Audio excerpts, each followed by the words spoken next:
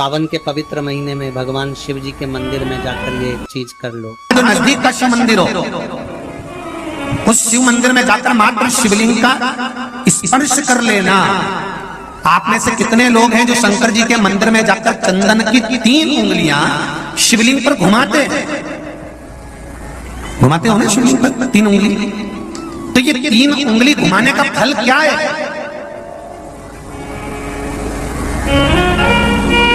क्या फल है? इस शिवलिंग पर ये 3 उंगली घुमाई जाए तो इसका फल क्या है? तो आपको लगेगा भगवान शंकर को त्रिपुंड लगाना है। बोलो सही है गलत है? आप तो यही सोचोगे ना कि शिव जी को त्रिपुंड लगाया गया है। पर नहीं, शिव महापुराण की कथा कहती है, ओम शिव महापुराण की कथा ये सागर में जो चल रही है, इसमें आप अगर विद्येश्वर संहिता को या पार्वती खंड को निकालोगे या आप स्कंद पुराण का या लिंग पुराण की कथा को उठाकर देखोगे तो उसमें वर्णन आता है, जब कोई पुरुष, नारी या बच्चा अगर चंदन लेकर गया है, अष्टगंध लेकर गया है या जल चढ़ाने के बाद चंदन भी नहीं है, अष्टगंध भी नहीं है, लाल चंदन भी नहीं है और मात्र उंगली से 3 लाइन खींचता है, उसका मतलब त्रिपुंड लगाना नहीं होता। उसका मतलब होता है कि उसने एक पार्थिव शिवलिंग का निर्माण कर पूजन कर ली है। यह फल प्राप्त होता, उसका फल ये प्राप्त होता है।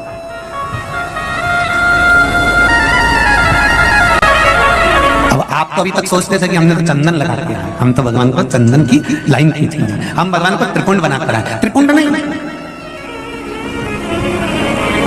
भगवान शंकर को आपने त्रिपुंड लगाया वो अपनी जगह पर है, पर भगवान शंकर को जो आपने 3 लाइन खींची है, हाथ का जो स्पर्श कर कर घुमाया है, इससे पार्थिव शिवलिंग के निर्माण का फल प्राप्त हो जाता है।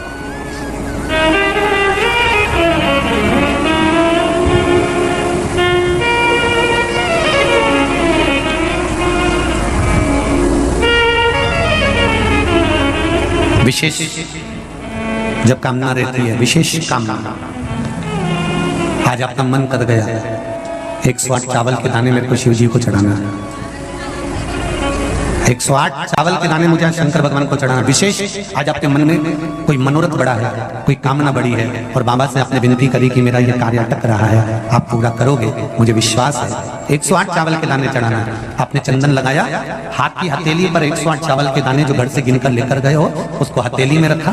एक चावल का दाना नहीं चढ़ाया, हथेली में रखकर जो विशेष कामना, जैसे किसी कर्मकांडी ब्राह्मण से पूछा जाए, पूजन होने के बाद में विशेष अर्घ दिया जाता है, विशेष अर्घ।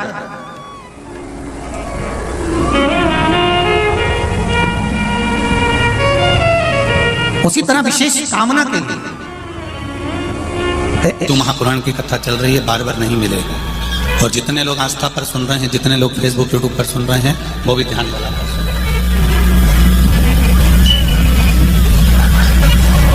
19 शिव महापुराण की कथा की ये 3 बेलपत्र में 3 पत्तियां होती हैं।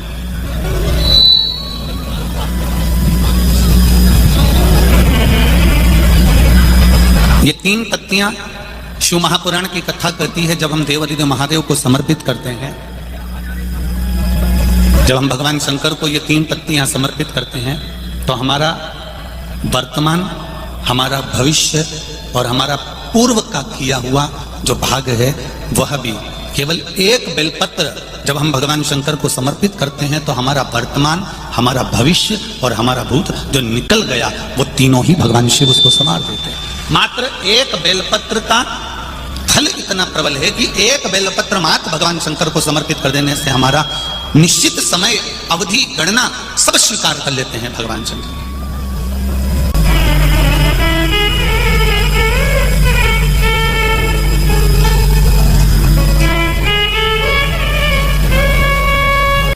एक बेलपत्र की 3 पत्तियां नहीं है। एक बेलपत्र में जो ब्रह्मा विष्णु महेश हैं, एक बेलपत्र में जो हमारा जीवन है, एक बेलपत्र में जो हमारे देवाधिदेव महादेव विराजमान है, एक बेलपत्र में जो माँ जगज्जननी दुर्गा भवानी विराजमान है, एक बेलपत्र में जो नारायण लक्ष्मी विराजमान है, एक बेलपत्र में जो ब्रह्मा ब्रह्माणी विराजमान है, एक बेलपत्र के अंतर्गत जो मेरे देव अधिदेव महादेव की 64 योगनियां विराजमान है, एक बेलपत्र के अंतर्गत 33 कोटि देवी देवता विराजमान है, एक बेलपत्र के अंतर्गत संपूर्ण ब्रह्मांड का सुख विराजमान है। वो बेलपत्र कोई साधारण नहीं होती। शिव को चढ़ा देने पर वो बेलपत्री का सुख हमारे जीवन पर्यंत।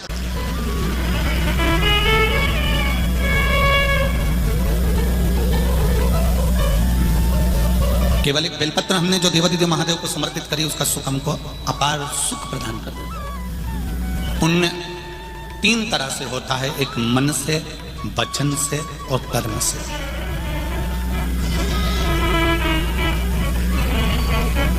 अब जरा ध्यान देना,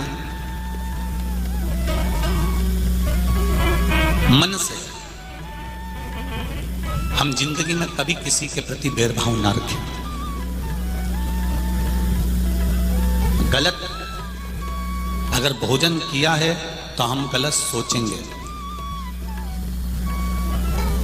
पर यदि भोजन करने के बाद भी हमने अगर भगवान के चरणारविंद का मात्र थोड़ा सा चरणोदक, थोड़ा सा अमृत तत्व ग्रहण कर लिया है, तो जो हमने भोजन ग्रहण भी करा है और मालूम पड़े कोई गलत जगह का भोजन कर लिया है और हमने शंकर भगवान पे चढ़ा हुआ वो जल थोड़ा सा हमने पी लिया है, तो हमारे भीतर अगर गलत भोजन चले भी गया है तो ये निश्चित है उस भोजन को शिव का चढ़ा हुआ चरणों तक पवित्र कर देता है, गंगा का जल मानकर उसको शुद्ध कर देता है।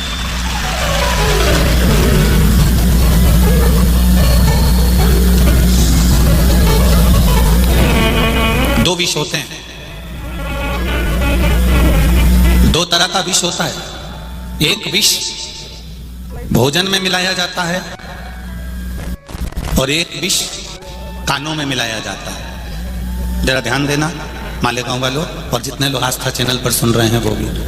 एक विष भोजन में मिलाया गया है और एक विष कानों में घोला गया है। ये 2 विष हैं। इसमें एक विष जो भोजन में मिलाया गया है उस विष से तुम बच सकते हो, पर जो कानों में जहर उगला गया है उससे जिंदगी में कभी बचला नहीं जा सकता, कभी नहीं बच सकते उससे कभी बचा नहीं जा सकता। आप उससे कितना भी प्रयास कर लो नहीं बच सकते।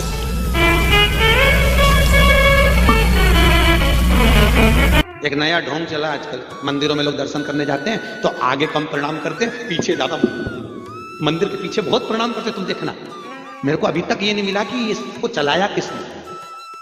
तब मालूम पड़ा एक बुढ़िया बेचारी परिक्रमा कर रही थी, थक गई थी तो दीवार से टिक के खड़ी हो गई, तो दूसरी ने देख लिया कि पीछे टिक के प्रणाम करो तो खूब भगवान लक्ष्मी देता है, तो दुनिया के लोग आगे कम प्रणाम करे पीछे ज्यादा करे। ऐसी कोई पुराण नहीं जिसमें पीछे का प्रणाम हो। पार्वती ने शंकर से पूछा, लक्ष्मी ने नारायण से पूछा, ब्रह्माणी ने ब्रह्मा से पूछा, तुम्हारे आगे क्या है पीछे क्या है? शंकर भगवान बोले, सुनो पार्वती, 33 कोटि देवताओं के आगे धर्म का निवास होता है और उनके पीछे अधर्म का निवास होता है। और दुनिया के लोगों को कौन समझाए? परिक्रमा लगाते लगाते पीछे सबसे ज्यादा प्रणाम करते हैं, अधर्म को इतना प्रणाम करें, इतना प्रणाम करें, और ऊपर से मन में सोचे कि हमारे मन में शांति क्यों नहीं रहे, हमारे घर में लक्ष्मी क्यों नहीं टिके, हमारे घर में धीरज क्यों नहीं बने, क्योंकि तू मंदिर के पीछे प्रणाम करके आई होगी, इसलिए तेरे घर में कभी शांति नहीं हो सकती। अधर्म का निवास देवता के पीछे। तुम्हारी सास ऐसी बैठी कुर्सी पे, कैसी? अरे बोला तो ऐसी, और तू सिर पे पल्लू लेके सास के पीछे जा और भोग लगा। सास भी बोल देगी कि मैं भूतनी हूं जो तू मुझे पीछे प्रणाम कर रही, क्योंकि भूतनी के पांव पीछे होता। मैं तो तेरी सास, तू आगे प्रणाम करके मेरे पीछे। तो देवताओं भी सोचे इसको प्रणाम आगे करना चाहिए। ध्यान दें, कभी भी किसी मंदिर में परिक्रमा करने जाएं, प्रणाम करने जाएं, मंदिर के पीछे प्रणाम ना करिए, जितना प्रणाम धर्म निवास। चंचुल श्री शिवाय नमस्तुभ्यम, श्री शिवाय नमस्तुभ्यम। हर हर महादेव, हर हर महादेव। जय श्री महाकाल, जय श्री महाकाल, जय श्री गणेश, जय श्री नंदी महाराज, जय श्री नंदी महाराज, जय श्री महाकाल। श्री शिवाय नमस्तुभ्यम, श्री शिवाय नमस्तुभ्यम। जय श्री महाकाल, जय श्री महाकाल। श्री शिवाय नमस्तुभ्यम, जय श्री महाकाल।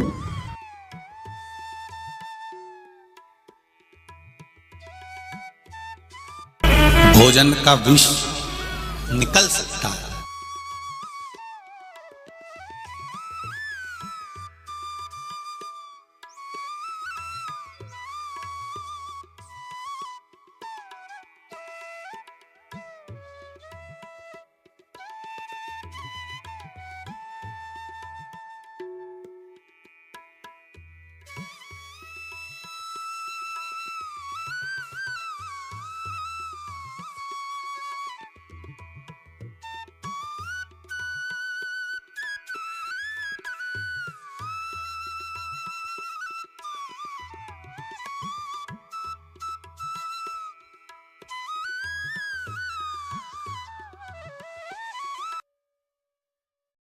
हर हर महादेव। हमारे चैनल पे आप सभी का स्वागत।